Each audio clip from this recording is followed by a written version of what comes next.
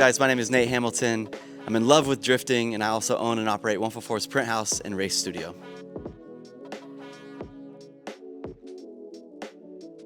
All right, so I got into drifting really through just street drifting, honestly. It would rain, we'd go to industrial parks, we'd learn how to do counterclockwise, clockwise, figure eights, and kind of got into it without the dream of going pro and just more of the, technical side of trying to learn how to do a donut.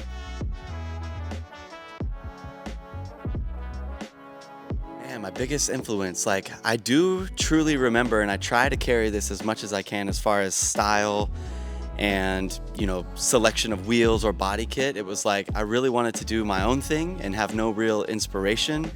And I remember too with the liveries, when I was younger, creating my own liveries just in my own head versus trying to, mimic somebody was always the goal. But with that, I will say Chris Forsberg was one of the first, dudes to take me under his wing and start sharing and growing me as a driver. So Forsberg will always stand out as my inspiration in drifting.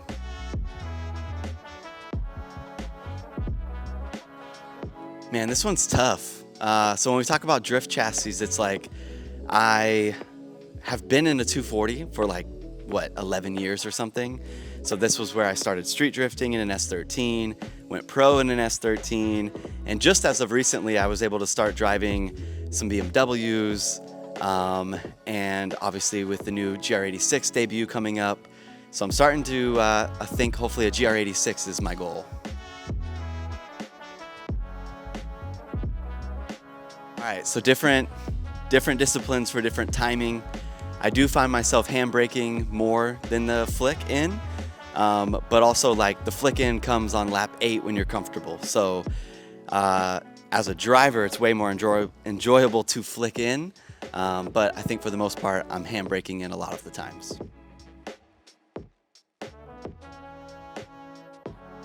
I feel like there's a lot that comes to mind, right? There's certain events that off track a lot happens that sticks out, and then there's certain events where on track things stick out. So let me try to pull something together here for you.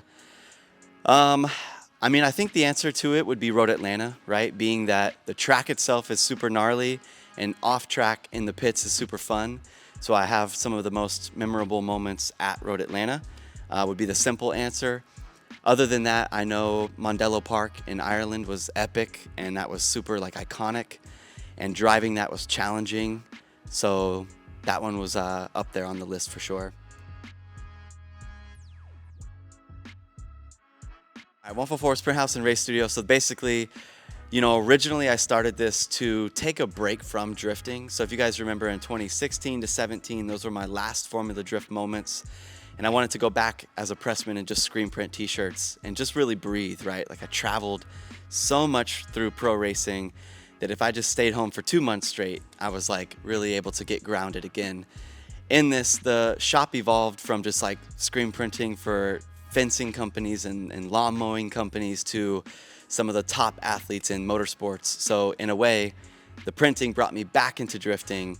So simply said, 144's Print House and Race Studio is a creative solution for motorsports. Graphic design, screen print, embroidery, liveries. We try to do everything that we were doing for ourselves in pro racing.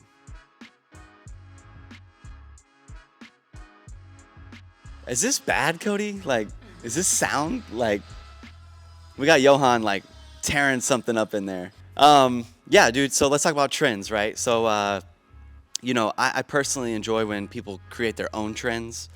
I do see a trend in lower horsepower cars these days, which is cool to see.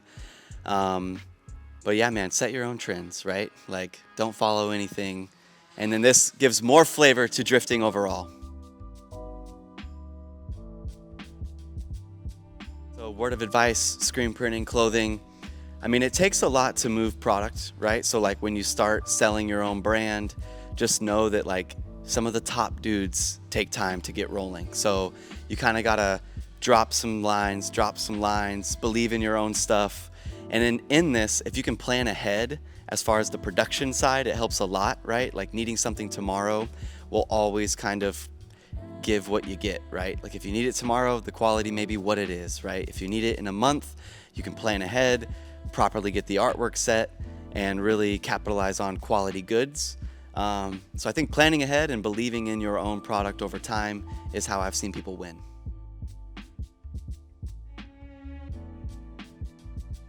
I'm thinking the skate style maybe these days has faded a little bit, right? Like when I was younger, absolutely. We did a graphic on a car which resembled like, grip tape and like 90s vibe. But I've been off the board a bit more these days. So I think now my drifting is shining through and my skating needs to pick up a bit.